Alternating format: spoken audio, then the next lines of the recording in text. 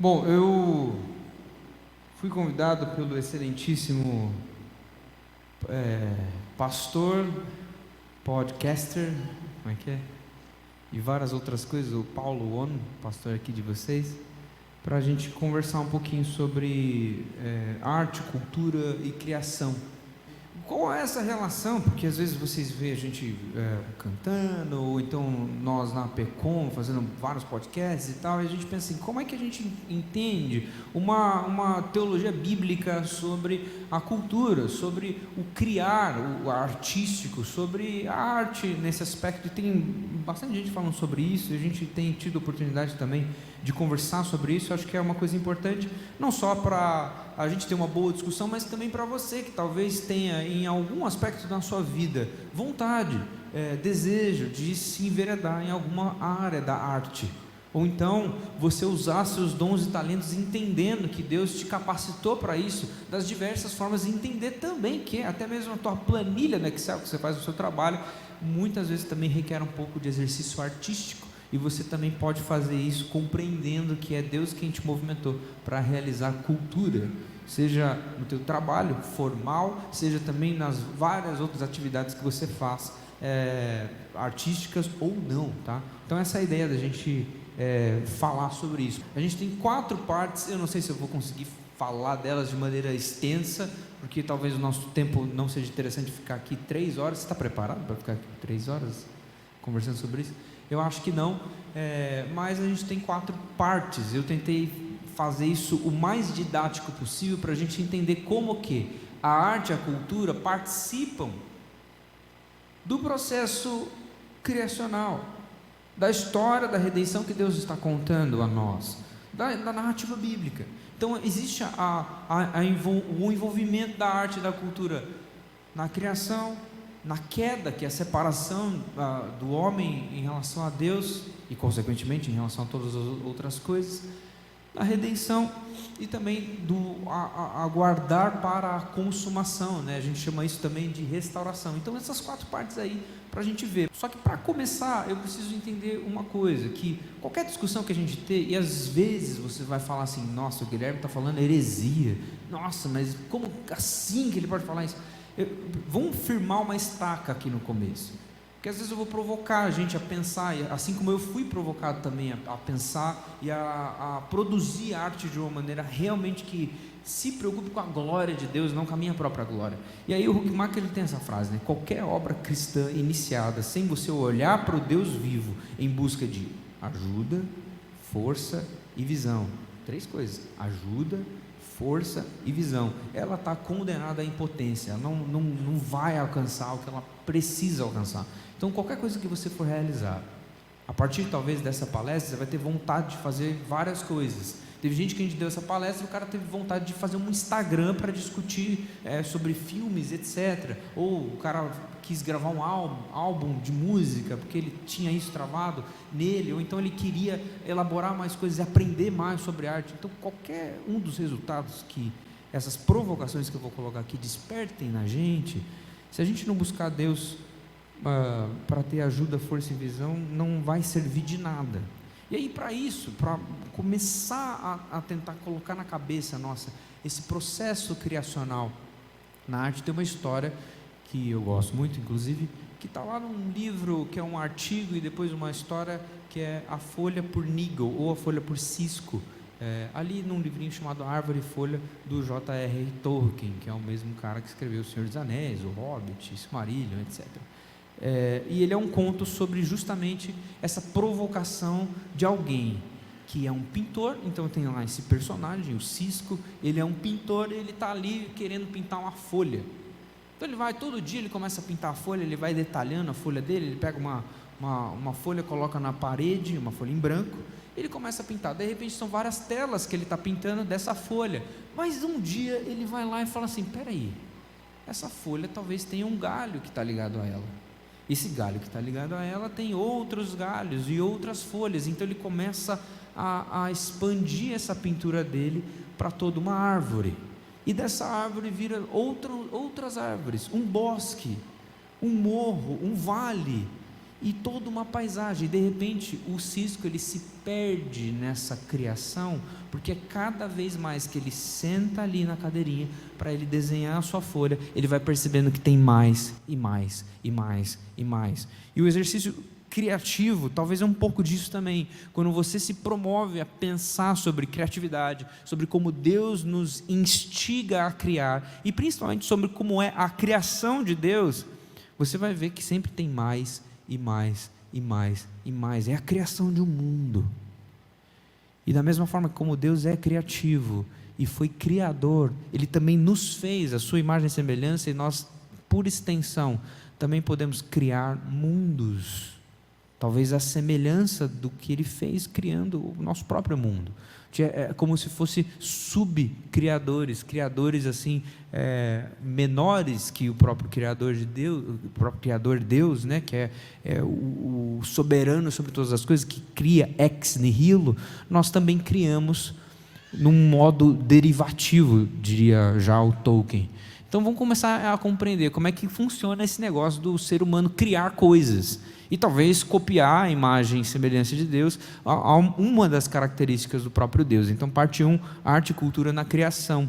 Essa ideia da gente entender como que o ser humano ele é capaz de criar, e como também o próprio ser humano, refletindo sobre ele mesmo, entendeu como é que é esse processo de formação cultural. Tem um carinha que chama Malinowski. Esse Malinowski ele discute muito sobre a arte, cultura e etc. Ele vai falar que cultura é um ambiente artificial e secundário, ou seja, tem um ambiente primário. Esse ambiente primário é a própria natureza, e a forma com que o homem trabalha na natureza, ele produz cultura. Ele faz hábitos, ideias, crenças, costumes, organização social, artefatos, processos técnicos, valores. Tudo que o homem transforma do natural é feito cultura. O Richard Niebuhr, ele vai falar que a cultura é uma realização humana. Então tem essas duas coisas. Olha só, a cultura é uma transformação do natural em um ambiente secundário, é a transformação do primário em algo artificial,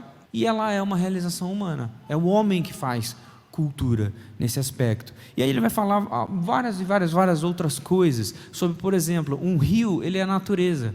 Só que se você faz um canal, o ser humano vai lá e mexe nesse rio e faz um canal, isso é cultura. O balbuciar nosso, ele é a natureza, faz parte da criação. Só que a forma com que o ser humano transforma isso em linguagem é cultura. Então o ser humano ele tem essa capacidade. Isso aqui é uma capacidade cultural tremenda, um prédio desse tamanho.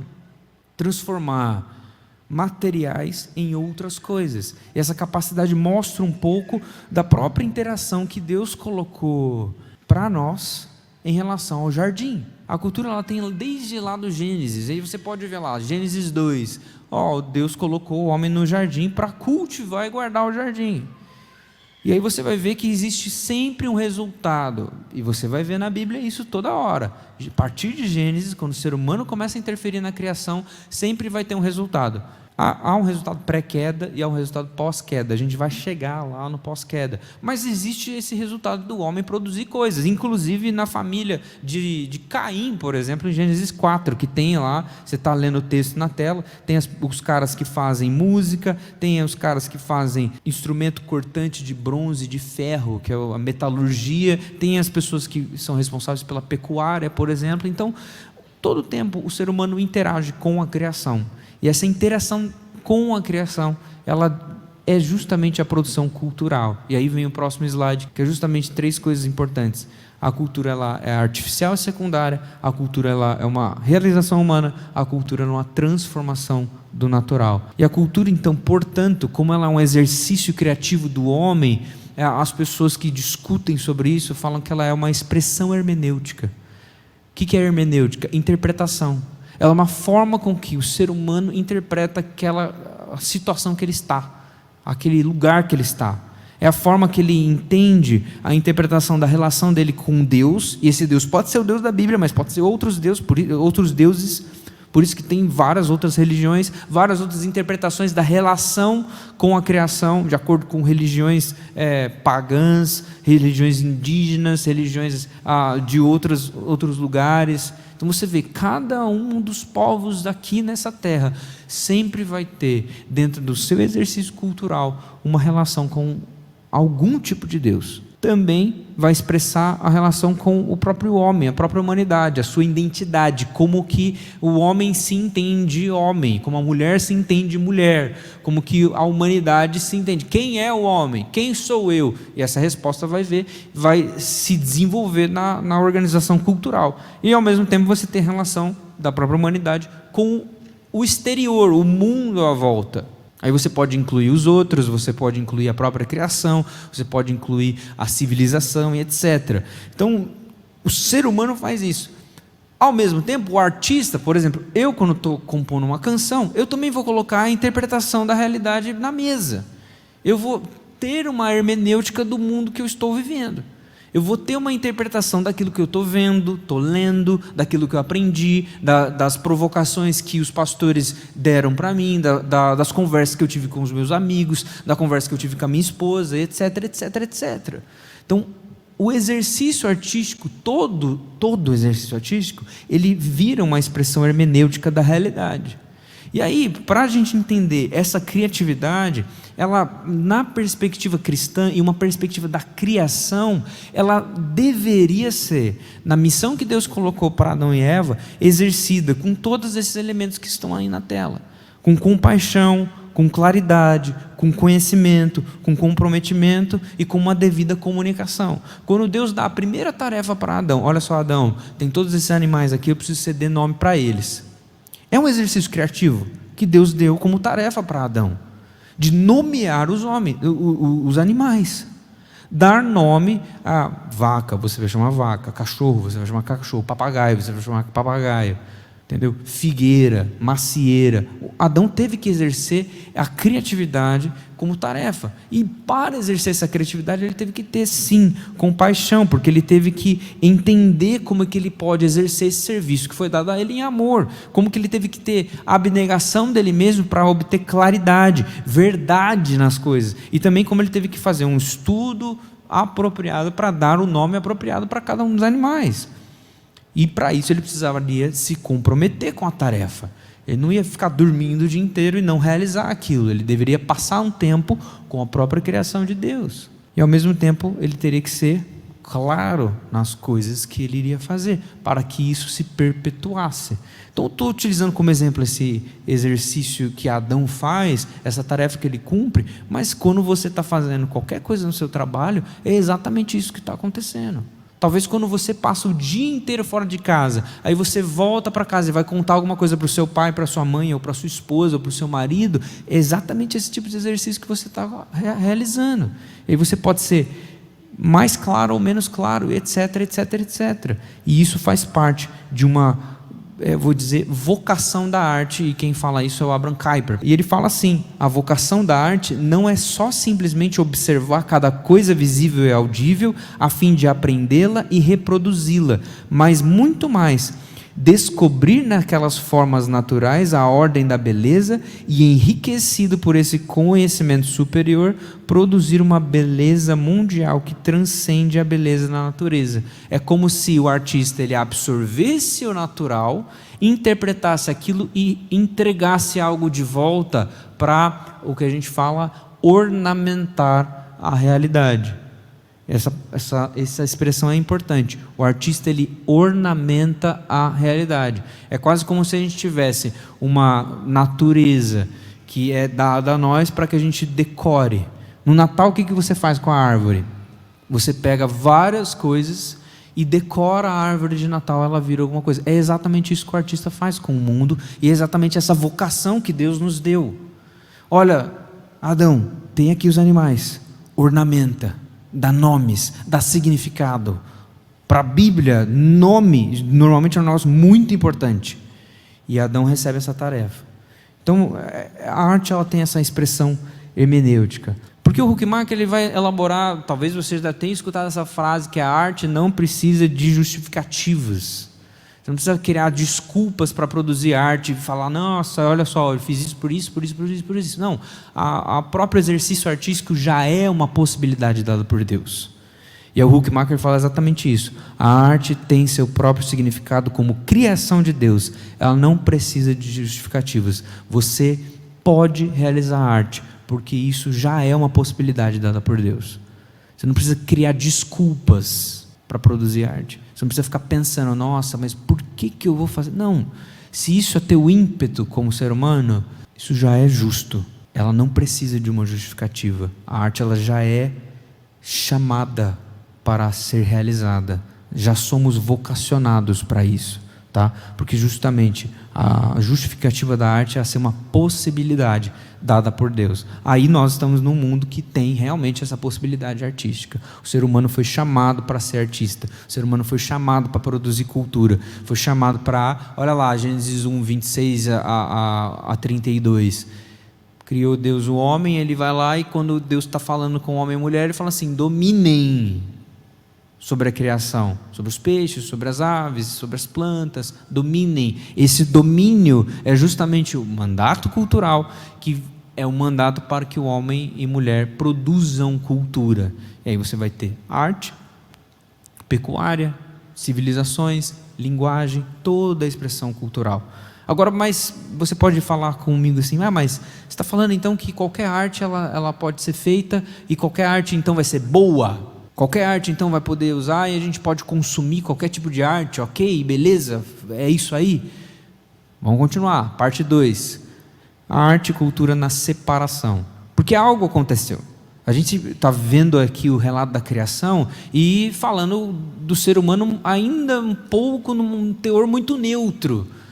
Porque olha só, o homem produz cultura, é isso aí, legal e tal. Mas existe algo que é complexo. O Huckmacher vai falar que toda a humanidade ela tem um anseio de ser salva de algo, de ser salva de uma maldição. Então eu olho para esse mundo, eu olho para essa realidade, eu olho inclusive para como eu me relaciono com a criação e eu sei que algo está errado. Eu sei que existe alguma coisa que eu preciso me libertar, mesmo que eu não seja cristão. Eu sei que alguma coisa está errada. Estou lendo um livro de um cara que é matemático agora, e o Brian Greene, o livro chama Até o Fim do Tempo. E é um cara matemático que fala que assim, tanto a ciência quanto a religião tentam responder a mesma pergunta, que é por que o homem morre? Tanto a ciência quanto a religião querem superar a morte. A religião tentando religar com Deus, e então alcançar a eternidade. A ciência tentando explicar todas as coisas, e talvez transcender para alcançar a eternidade por si só. Então as duas coisas é uma produção cultural. Por quê? Porque o ser humano tem em si o anseio pela eternidade, a noção da eternidade. Isso está lá em Eclesiastes capítulo 3. Então a arte e a fé nesse aspecto, ela é muito ligada. É muito difícil você descolar o exercício artístico de uma expressão religiosa. Está aí a junção. Está aí porque você escuta uma música do Beethoven, do Brahms, do Wagner, e você escuta aquele negócio e de repente isso começa a te transportar para um lugar meio etéreo, que você fala assim, nossa, que negócio belo. É uma sensação religiosa. Porque sim, o exercício artístico ele é muito ligado com o exercício de fé. Aí o Tolkien ele fala algo que é justamente como nós, ao exercermos a capacidade artística, nós quando criamos na nossa medida, no nosso modo derivativo, lembra que eu falei isso? Nós fazemos isso porque nós fomos criados, mas não apenas criados, mas criados à imagem e semelhança de um Criador. É por isso que quando você escuta uma música muito bela, quando você vê um filme muito importante, você tem lapsos do que é eterno. Tem centelhas, João Calvino vai falar isso, centelhas da glória de Deus espalhadas, inclusive na obra humana, quando o ser humano está com esse impulso criativo. De Makoto Fujimura vai falar sobre isso. Makoto Fujimura é um artista plástico que pinta, inclusive essa imagem que está do lado dele é uma das pinturas dele. E ele fala assim, que a minha identidade na origem da criação e nesse olhar amoroso do criação que nos vê com um amor supremo, mesmo antes de o percebemos, o impulso criativo de moldar o futuro. Então o ser humano, ele tem esse desejo de realizar as coisas e principalmente de copiar o Criador naquilo que o Criador fez, tá? E aí vem o pulo do gato da história. Porque o que acontece? Olha só, nem sempre as coisas acontecem de uma maneira ideal. Que imagem é essa que você está vendo? Você sabe o que é isso? Você já viu provavelmente isso e já leu, Torre de Babel. Isso é uma das imagens e pinturas tentando representar o que foi a Torre de Babel. Qual é a história da Torre de Babel? É o ser humano tentando produzir uma cultura para alcançar o céu, para transcender, para ser o seu próprio senhor. Numa ideia de desenvolvimento cultural tão grande, de mostrar uma relação com a cultura e com a arte desajustada. E isso vem justamente por conta da queda ou da separação. E a gente vê isso, que o rumo da humanidade, que deveria cultivar e guardar o jardim, a humanidade cai, sai do jardim, e agora há uma tensão dentro do ser humano entre a sua natureza pecaminosa e o seu anseio por Deus. E aí o ser humano vai entender esse domínio e exercer esse domínio muitas vezes de maneira corrompida. O livro de Gênesis ele leva a gente a entender uma relação de duas famílias: a relação da família de Caim e Lameque com a relação da família de Sete e Enoque. Isso está lá em Gênesis 4, Gênesis 5. Você vai ver que a família de Caim é uma família que ela produz cultura. A gente leu aí, a gente viu Ada, que deu luz a Jubal, Jabal, o cara que primeiro organizou música, a pessoa que primeiro organizou metalurgia, a pessoa que primeiro organizou pecuária. Você vai ver que são coisas que a gente usa até agora. Ímpios, pessoas que não são da família da aliança, mas que produziram cultura. Mas que ao mesmo tempo também, ao produzir cultura, permearam uma lógica que não condiz com o mandato cultural que Deus deu. Porque tanto Caim quanto Lameque, e Lameque quando funda a sua cidade, ele toma para si duas esposas, ele é tremendamente autossuficiente, eles criam uma civilização autocentrada, que ao relacionar-se com os outros povos, mais sustentam uma relação opressiva do que uma relação que floresce o mundo. Uma relação que muito nós vamos desenvolver a nossa tecnologia a qualquer custo. Se for para escravizar uma população, eu vou fazer, porque eu vou me desenvolver. E dane-se o outro. E não importa a criação, eu vou fazer um extrativismo predatório, eu vou dominar a terra no mau sentido. É aí que a gente entende, por isso que quando a gente fala domínio, muitas vezes a gente entende mais para o lado negativo do que o positivo. Porque você fala, não, essa pessoa está me dominando aqui, então isso parece que ele está te prendendo, porque a gente tem essa tensão dentro de nós, que sim, o pecado corrompeu a relação que o ser humano tem com a criação. Mas já a família de Sete e Enoque, ela é chamada para lutar contra isso. E a família da aliança, desde aí, a família que se relaciona com Deus, é uma família chamada a cumprir o mandato cultural. Cumprir o mandato cultural para florescer o mundo, para ter uma tarefa cultural que permanece na história. E aí você tem esses dois modos de se cumprir a tarefa, como o Huckmacher fala no texto que está aí na tela. Você, de um lado, Caim e Lameque, de um lado, o Sete e Enoque. Tarefa cristã não é mudar o mundo. Presta atenção, tarefa cristã não é mudar o mundo. Por mais maravilhoso que esse mundo seria se fosse conduzido por uma moral melhor, uma justiça melhor, uma melhor gestão dos recursos do mundo, mas sobretudo a tarefa cristã é guardar o mundo da decadência e da corrupção, do mal e da extinção. Mandato cultural não tem a ver em nós mudarmos o curso deste mundo que jaz no maligno, mas tem a ver com a gente guardar o mundo da decadência. Quando Jesus utiliza a imagem do sal, pensa nisso. O sal, ele salga, sim, mas naquela época o sal tinha uma segunda tarefa, que ainda o sal não deixou de fazer isso, mas a gente tem outros modos. Mas o sal preserva e impede a degradação, impede a carne de apodrecer, uma vez que você não tinha geladeira naquela época. Então essa função do ser humano, que é da família da aliança, desse que é eleito por Deus, desse que é redimido por Deus, ele tem essa função de preservar justamente a lógica de Sete e Enoque, que é se opor à lógica decadente de Caim e Lameque, que produz cultura de maneira corrompida, que produz arte de maneira obscena, que produz arte de maneira a oprimir povos, de maneira egoísta, autocentrada. E então o chamado é produzir cultura, estar nessa criação, aguardar o mundo da decadência e da corrupção, aguardar o mundo do mal e inclusive da extinção, é ser agente da graça comum de Deus nesse mundo. O ser humano, quando ele produz cultura, eu não estou falando de cultura cristã, estou falando de cultura, a gente vai chegar lá na produção de cultura cristã, calma.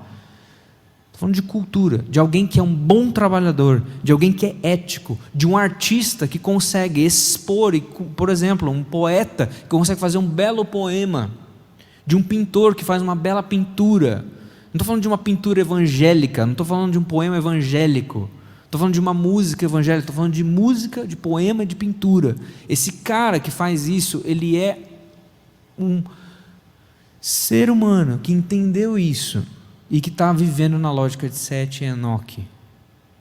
Quando você, no teu trabalho, está realizando o melhor possível e está dando o maior testemunho possível, você não está fazendo uma planilha evangélica de gastos no seu trabalho. Você não vai escrever um plano de aula de história evangélica. Está entendendo o que eu estou querendo dizer? Você está sendo cristão, sim, mas você está ajudando a florescer o mundo, a desenvolver o mundo dessa maneira. Agora a gente tem uma outra parte. Eu já discuti um pouquinho, pincelei a arte e cultura na criação, pincelei um pouquinho a arte e cultura na separação, ou seja, existe dois modos da gente encarar justamente a produção cultural, e agora a arte e cultura na redenção, como que Deus trabalha o nosso coração. Olha essa frase do Huckmacher, ela é grande, mas eu acho que ela dá o tom justamente para isso. Cristo não morreu, presta muita atenção, Cristo não morreu simplesmente para tornar cristãs mais pessoas. Isso não basta. A sua obra é grande demais. A sua obra é grande demais. Ele morreu para que pudéssemos ser humanos, vivendo e agindo de modo humano, como Deus originalmente nos fez para viver em amor e liberdade.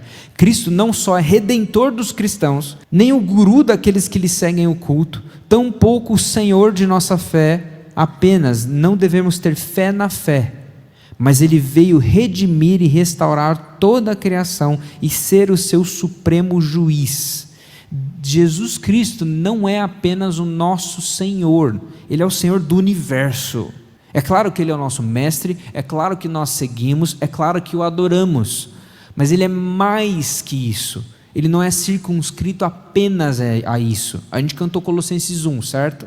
Ele é a imagem do Deus invisível. Olha só, no texto de Colossenses 1 diz que Ele reconciliará consigo mesmo todas as coisas. E todas as coisas, pasme. Sabe o que significa todas as coisas?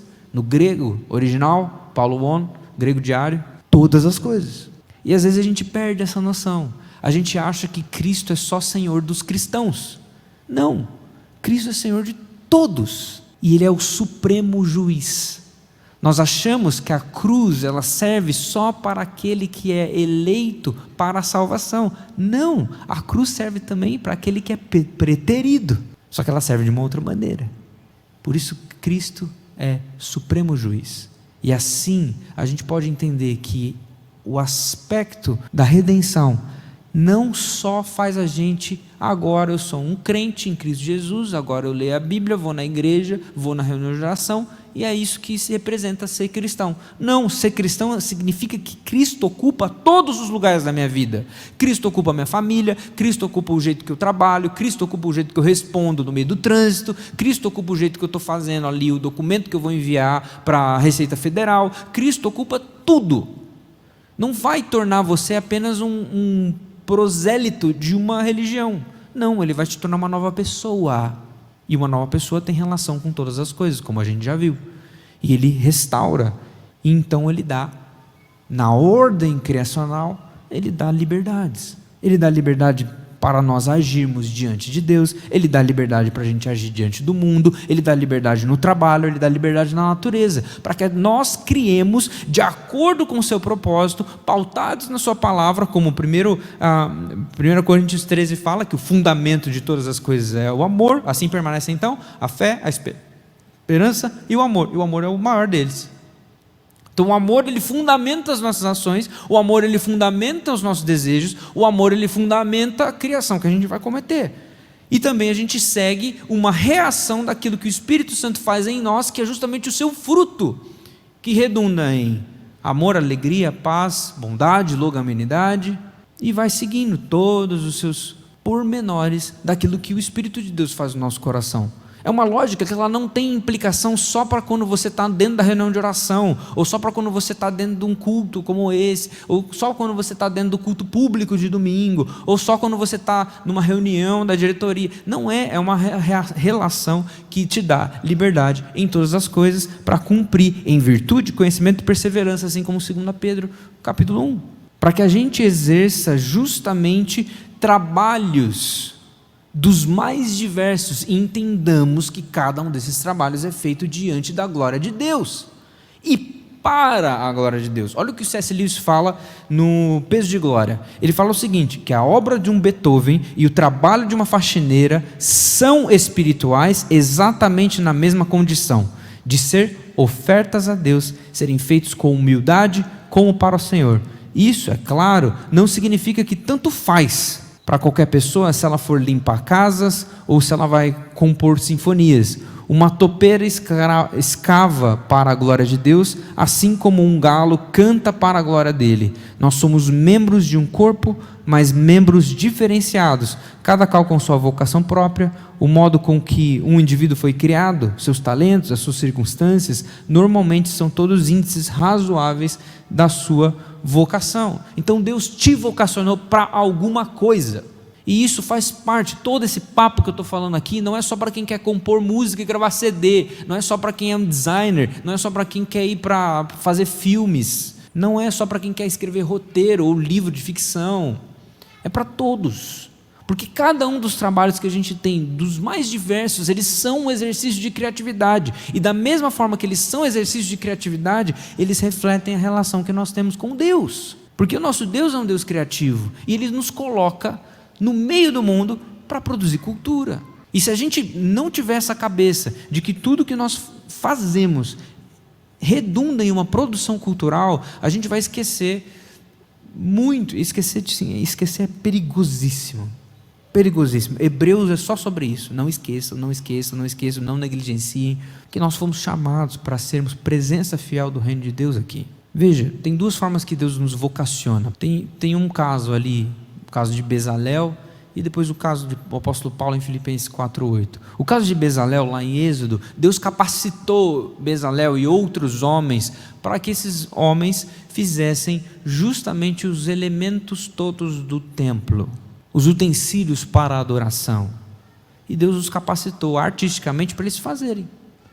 Vai fazer a estola sacerdotal, vai fazer ali os pratos, vai compor toda a mesa. E ali ele diz a Bezalel: o enchi do Espírito de Deus, de habilidade, de inteligência e de conhecimento. Então Deus irá nos capacitar para a obra que Ele está nos chamando, e capacitar com habilidade, inteligência e conhecimento. Então Deus capacita artistas, capacita-os também para a obra no templo, ou melhor, para a obra religiosa, ou melhor, para a obra confessional. Então sim, Deus capacita artistas, e talvez entre vocês também tenham aqui gente que vai fazer música para a igreja mesmo, gente que vai compor um quebrantado, como a gente cantou, gente que vai compor, como o Projeto Sola faz, compõe música para o culto cristão, para a reflexão. Deus capacitou pessoas assim, e talvez Deus tenha te capacitado também para agir e servir a igreja nesse aspecto. Isso é justo. Mas também justo é quando nós, como o apóstolo Paulo está falando, finalmente tudo que for verdadeiro, tudo que é respeitável, justo, puro, tudo que é amável, tudo que é de boa fama, se existe alguma virtude e há algum louvor, que isso ocupe o vosso pensamento. Também tem N outras coisas que, tal qual como Bezalel e outros que foram chamados para dentro do templo e produzir para isso, também tem N outros que foram chamados para dar testemunho para fora do templo, para enriquecer e embelezar o mundo, e as duas coisas são justas. Eu fico muito triste quando eu recebo mensagem de artistas que são muito capazes, e eles são tristes consigo mesmo porque as músicas dele não estão tocando na igreja. Eu falo, irmão, mas talvez você não foi chamado para compor músicas para tocar dentro da igreja, talvez você está sendo chamado justamente para fora. E às vezes é o contrário, o cara quer só tocar lá fora, e ele está sendo capacitado para tocar dentro. Então a gente precisa entender como que Deus nos capacita, como que Deus utiliza a nossa própria imaginação para a sua glória. Francis Schaeffer já falava isso, o cristão é esse que a imaginação deve voar além das estrelas. Isso para mim, quando eu li pela primeira vez, foi libertador, porque eu gosto de imaginar. E eu gosto de criar histórias, eu gosto de criar mundos. Eu gosto muito do Tolkien, do Lewis, George MacDonald, que criam histórias. Essas histórias têm mundos particulares, têm línguas particulares e tal. E aí quando o Schaeffer ele diz isso, eu falo assim, cara, é um exercício imaginativo, e esse imaginativo pode ser para a glória de Deus. Então você que gosta disso, você que vê a possibilidade nisso, faça, porque isso pode ser para a glória de Deus também. O Huckmacher diz que o ser criativo ele tem 3 princípios importantes. Ele é inspirado, ou seja, todo mundo aqui, nós somos inspirados, e essa pessoa que inspira pode ser o próprio Espírito, ou então pode ser uma própria autonomia, eu estou sendo inspirado por mim mesmo, ou então eu posso ser inspirado inclusive por forças diabólicas. Então o ser humano, ele pode ser inspirado por essas 3 coisas. O cristão, pelo Espírito, é o Espírito que nos inspira. Aquele que nega a Deus, ele vai ser muito inspirado pelo seu próprio coração, ou até mesmo por forças diabólicas. Eu não tenho dúvidas que alguns produtos culturais, aí você já está com a cabecinha aí a funcionar. Aquela série da Disney, aquela série da Netflix, que outro dia foi no WhatsApp que mandaram, que absurdo. Eu não tenho dúvidas que em alguns aspectos há coisas que o ser humano produz que realmente são forças de Satanás no meio da coisa. Tal a depravação, tal a obscenidade, etc. E muitas outras coisas também é o homem tentando ser autocentrado, colocar a sua ideologia acima de se render ao Criador. Romanos 1 já fala isso. Olha só, eles olhando Deus como o Criador, não quiseram adorá-lo como o Criador, inclusive mudaram isso e foram adorar a criatura, ao invés do Criador. Romanos capítulo 1, versículo 19 em diante. É essa ideia. Então algo pode te inspirar, isso que o Huckmacher falando. Aí depois ele fala assim, então eu tenho liberdade, o artista é esse que tem liberdade para criar, então ele tem o conhecimento, a habilidade, etc. Mas uma vez que o artista ele tem a inspiração, e uma vez que ele tem a liberdade artística, ele tem a responsabilidade. E esse é o pulo do gato do que algumas discussões de arte para fora do âmbito cristão não enxergam, porque o artista ele não faz as coisas para si mesmo, ele não produz para a sua própria glória, ele produz para servir, produz para outros. Então quando você compõe uma música, não é para que as pessoas te aplaudam, é para que as pessoas gostem da música e aproveitem o momento. Quando você faz uma boa pintura, não é para que as pessoas vão reproduzir aquilo lá e você vai ganhar muito dinheiro, não, é para que as pessoas gostem daquilo e desfrutem de uma boa arte. Então o artista ele não produz para si, ele produz para outros. Eu gosto muito de um começo de um filme, não é o filme inteiro, mas eu gosto do começo de um filme que chama Princesa e o Sapo, da Disney. E aí tem lá o pai da mocinha lá, e o pai ele é desses que gosta de cozinhar. Ele está cozinhando, e ele cozinha um negócio muito bom, e a menina, nossa, que bom, tal. E ao cozinhar, ao finalizar aquilo, ele chama todos os vizinhos para que desfrutem disso. Isso brota, quando a menina é mais velha, um desejo dela ter um restaurante. Mas um restaurante para quê? E ela vai aprendendo, à medida que a coisa passa. não é para que apenas ela cresça. Inclusive o filme vai ensinar isso, né, a ela, mas para que ela sirva aos outros. O C.S. Lewis fala que o artista é esse cara que vai na praça, ele vai à praça para que em público ele sirva, em público ele sirva à sociedade. O artista, ele não é o semideus da sociedade, ele é o servo da sociedade. E hoje meio que parece que é coisa que se inverteu. É lógico que é uma outra discussão, talvez dê outras 3 palestras sobre isso.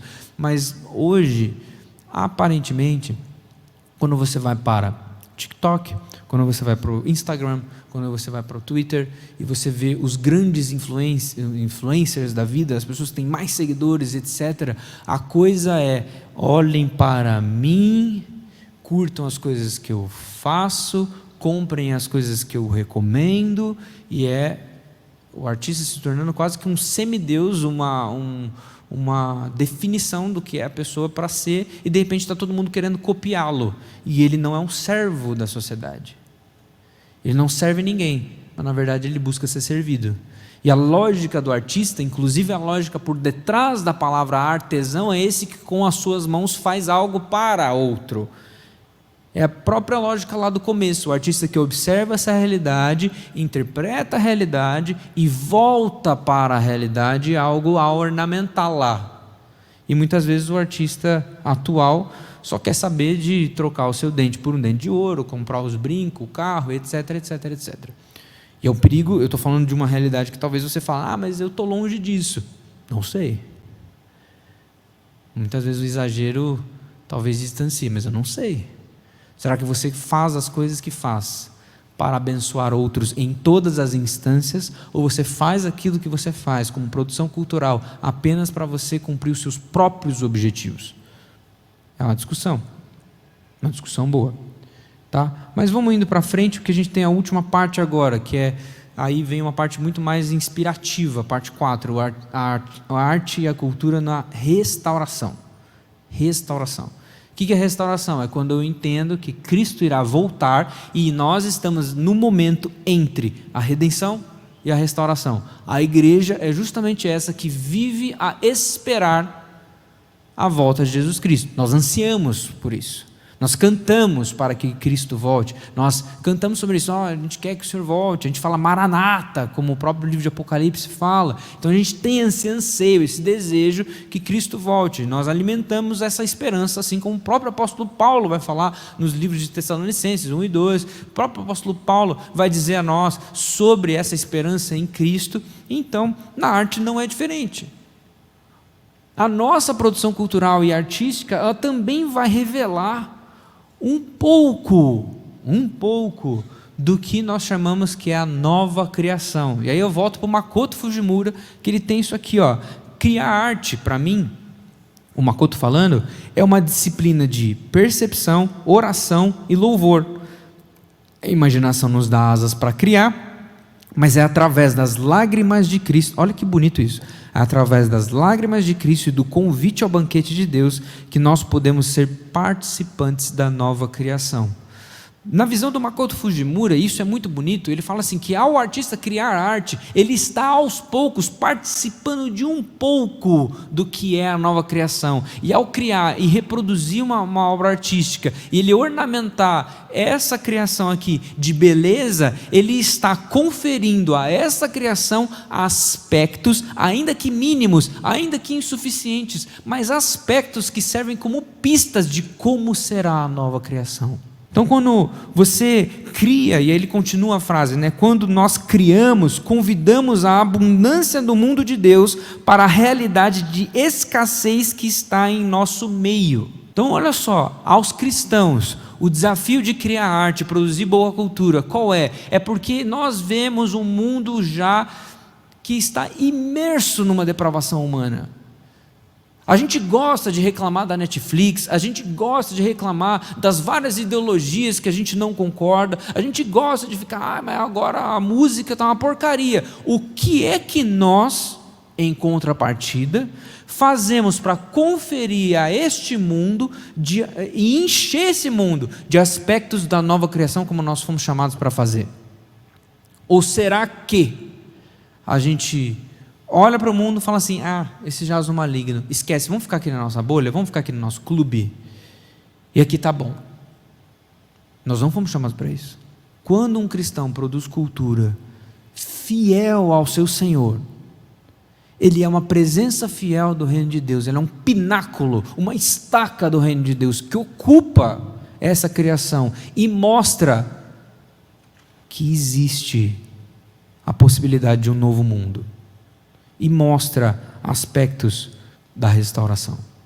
E é por isso que o artista é esse que tem que fazer com excelência, o artista é esse que tem que ser honesto consigo mesmo e com a sua própria cosmovisão, ou seja, dobrar o seu coração diante da Escritura Sagrada. O artista, eu quero ser artista para cantar na FINAC, para cantar nos festivais, eu sou alguém que Quando uma pessoa chega, eu não quero produzir para a igreja, eu quero testemunhar do amor de Cristo para os outros e tal. A primeira coisa que eu falo é, estude o máximo possível de teologia que você puder. Dobra o seu coração no livro, conheça profundamente a Bíblia, seja capacitado, porque assim você será capacitado para testemunhar lá fora daqui. Testemunhar de Deus num bando de gente que já crê em Deus é fácil. Cantar sobre as coisas que a gente canta aqui e produzir e tudo mais, já que todo mundo está acreditando, já todo mundo, você não precisa convencer ninguém, é fácil. Você não é provado, você não é tentado, está tudo certo. Quer ficar 10 dias no acampamento e quer mais, é fácil. Então o artista precisa conhecer profundamente a sua cosmovisão para testemunhá-la para fora daqui. E aí o artista ele precisa ter conteúdo, precisa saber qual o veículo da sua mensagem é o melhor para que essa mensagem chegue. Um exemplo disso é a gente, no próprio culto cristão. Eu tenho uma música que fala sobre a volta de Cristo Jesus, eu tenho um jeito certo de tocá-la, eu tenho um momento certo no culto de tocá-la, eu tenho uma fala, eu tenho um momento certo de fazê-la. Tudo possui uma ordem para que aquilo consiga comunicar o máximo possível do seu conteúdo. Então, quando você for pensar em arte, não é simplesmente você sair fazendo. É algo que você pode sim ser inspirado por Deus para refletir, e refletindo você prantear. Huckmacher que fala isso. Prantear, ou seja, chorar mesmo. Saber que Deus está te capacitando e se emocionar fervorosamente com isso. Orar profundamente sobre essa capacidade que Deus está te dando. Pensar e refletir e então trabalhar. Tudo isso é importante, e aí que vem toda essa questão do que a gente está falando, e vem esses 4 pontos que está aí, isso vem do Francis Schaeffer, do Arte e a Bíblia, e toda essa discussão. Eu sei que tem muito mais coisa para a gente falar, mas aí eu quero ir lá já para o final e recomendar. Você fala assim, nossa, mas será que tem gente que faz isso? Será que tem gente que entende o ser humano? E todo esse processo de criação, queda, redenção e por fim a restauração, a consumação, e tenta dar algo para servir aqui, não só a igreja, mas toda a sociedade, e enriquecer e embelezar. E aí eu tenho algumas recomendações para a gente terminar. São recomendações que são pessoas que estão interessadas em fazer justamente isso, e talvez possa te inspirar. E isso talvez seja o mais importante da nossa conversa aqui. Às vezes fica muito teórico, às vezes fica muito citação, e as coisas ficam meio nebulosas, e as provocações são muitas, mas ao mesmo tempo que tem provocações, tem gente que a gente pode olhar e está fazendo algo, que pode talvez te inspirar a fazer o mesmo, no seu âmbito aqui. Então tem esse grupo aí, que é o Cultivar e Guardar, que é uma revista inclusive. Eles têm produções de revista que são belíssimas, fotografia boa, textos muito bons.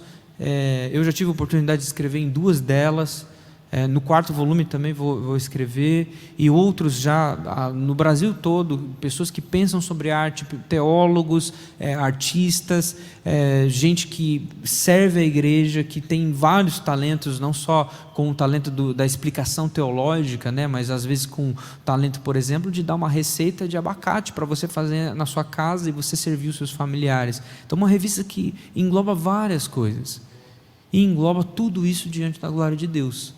E além da revista, eles têm o Instagram deles, aí é o Instagram, você tem o site deles e tem vários artigos, vídeos, explicações, etc., para fomentar justamente uma igreja que entende qual é o mandato cultural lá dado em Gênesis, pregar o evangelho com cultura e com arte. Tem outra galera aí, esses um pouco mais novos, que é o pessoal do Efeito Prisma. Eles têm trabalhado com o lance de cultura pop e algumas reflexões. Então tem lá postagens e provocações, às vezes sobre filmes, às vezes sobre séries, às vezes sobre elementos culturais, às vezes sobre posicionamentos até mesmo dentro da nossa sociedade. Eles trazem sempre reflexões sobre o que é cultura. E o Efeito Prisma tem feito isso de uma maneira muito enriquecedora e produzindo mais para o Instagram mesmo. Aí tem algumas iniciativas que são um pouco mais ousadas, eu diria. Tem um podcast que eu faço parte, inclusive, chama Contemporama. E por que eu coloquei o Contemporama aqui? Primeiro, porque é meu e eu quero divulgar. Segundo, que não é algo explicitamente cristão. São cristãos conversando sobre a vida e sobre as coisas que a gente gosta. Então, a gente lançou um filme novo da Marvel, a gente vai lá e grava um episódio sobre isso. Lançou uma série nova do Star Wars, a gente vai lá, e sempre cultura pop, e a gente gosta de nerdice, então é isso mesmo, e a gente vai falar sobre isso, só que no meio da fala, eu estou colocando Guilherme, eu estou lá, conversando, e criando amizade com gente que me ouve, e às vezes falando da minha perspectiva como cristão, dentro de um filme que eu vi, e às vezes criando pontes com o evangelho dentro de um filme que eu vi, dentro de um jogo de videogame que eu joguei, dentro de uma série que eu vi, de um quadrinho que eu li, dentro de um livro de ficção científica. E não foi intencional, mas Deus fez esse negócio acontecer. Existe uma comunidade de pessoas que está ali conversando sobre isso, grupos no Telegram, um grupo no Discord, e o pessoal está fazendo isso. A intenção nossa é criar um ambiente em que isso possa ser falado, sem a gente criar uma dicotomia com a cultura, em que tudo que o cristão vai falar sobre cultura pop é sempre criar uma ponte redimindo aquilo lá. Não é isso, às vezes a gente pode gostar das coisas e criar pontos de relacionamento, porque Deus não veio redimir a arte, Deus não veio redimir a Marvel, Deus não veio redimir a revistinha que você lê, Deus não veio redimir tudo bem que é produzido por cristão, mas não veio redimir a Terra-média, etc. Deus veio redimir pessoas, Jesus veio para pessoas, e são pessoas que a gente precisa se conectar, conversar e criar pontes de conversa. Isso é a coisa mais rica que a gente pode ter, para que a gente crie ambientes saudáveis e, como a gente disse no começo, embeleze essa criação. Recentemente na APECOM, que é onde nós estamos trabalhando, a APECOM é a Agência Presbiteriana de Evangelização e Comunicação, é a agência de comunicação da nossa igreja. A gente está preocupado também em produzir conteúdos para o YouTube que tragam essa relação cultural, além de outros programas que nós já temos, que são explicações bíblicas, que são exposições, que são devocionais, como o Verdade e Vida, com o Reverendo Hernandes, como o Bíblia para a Igreja, com vários pastores, inclusive Paulo On gravou, a sua segunda vai sair em breve. Ele gravou Jonas, posso falar qual é a outra?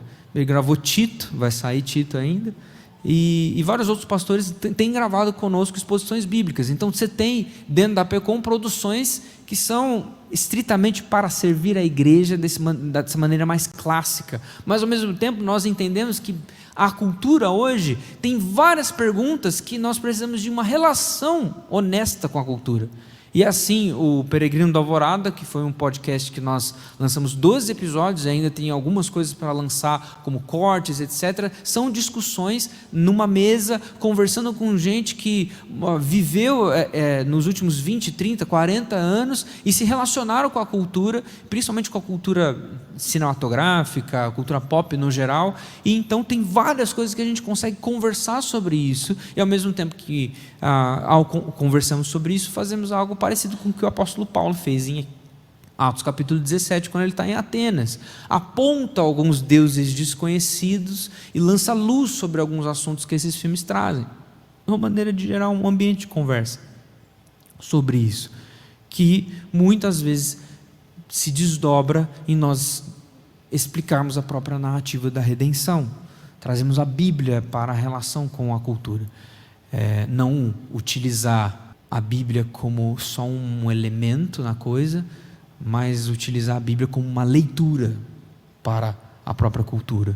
E aí tem um outro podcast que a gente lançou também, aí é um podcast só em áudio, o Peregrino é vídeo, que são bananas são radioativas. Mas a ideia é justamente essa, criar um ambiente de relacionamento e trazer provocações para embelezar vou falar um negócio, vai ser até meio brega, mas para embelezar o Spotify das pessoas. Então o cara abre o Spotify lá, ele está escutando uma série de ficção, alguma coisa lá, ele vê um negócio chamado bananas são radioativas. É um maluco falando sobre... Você sabia que bananas têm um potássio que é radioativo?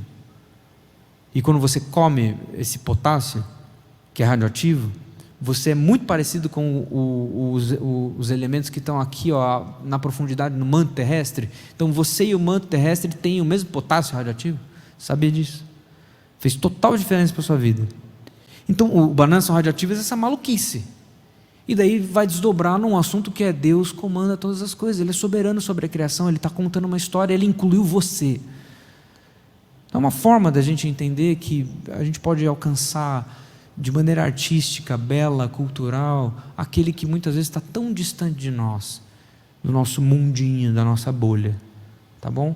E aí vem aí uma recomendação de você seguir o Makoto Fujimura, que ele é um artista plástico, ele é professor de um seminário lá nos Estados Unidos, inclusive, ele trabalha essa questão de arte e fé de maneira muito importante. A ideia é essa, de trazer uma reflexão sobre aquilo que nós temos feito, e aquilo que nós temos lido, e um compartilhar do nosso coração do porquê que a gente faz o que a gente faz. Por que eu penso, quando eu vou compor uma música para o Projeto Sola, da maneira que eu penso? Por que nós, quando fazemos algo para a igreja ou para fora da igreja, fazemos o que fazemos? E qual é a intenção? É essa. Eu estou embelezando o mundo com raios, talvez feixes de luz, por mais insuficientes que sejam, feixes de luz que mostram a nova criação. E a intenção é embelezar essa terra, cumprir o mandato cultural, criar talvez pontes também de relacionamento para explicar a grande narrativa de Cristo Jesus. Criar ambientes como o Contemporama, como talvez o Peregrino da Alvorada tem criado, em que as pessoas vão ouvir aquilo e dobrar o seu coração diante do senhorio de Jesus Cristo. A gente teve testemunho desses, de gente que estava distante de Deus, que não conhecia o que é a igreja presbiteriana, e foi ouvindo um episódio, 2 episódios do Peregrino da Alvorada, 3 episódios, a gente falando, e às vezes a gente fala de filme, e o cara gosta de filme, mas a gente fala de Jesus também, porque Jesus está no meio da nossa vida, não tem como tirar Ele. E aí a pessoa, no 6º episódio, alguma coisa assim, ela, olha, eu estou começando a ir numa igreja, mandou uma mensagem para a gente, Deus usou vocês como instrumento para que eu aceitasse convites de amigos que estão querendo caminhar comigo e explicar quem é Jesus e tal. Então, pontos de relacionamento. Quando a gente desdobra isso e se coloca à disposição de ser criativo, de obedecer o mandato cultural, consequentemente a gente cria pontos de relacionamento saudáveis, tira um pouco de alguns pesos que a gente carrega num mundo muito evangelical e caminha obedecendo mais a Escritura Sagrada, dobrando mais o nosso coração diante de Cristo Jesus e cumprindo de fato o mandato cultural.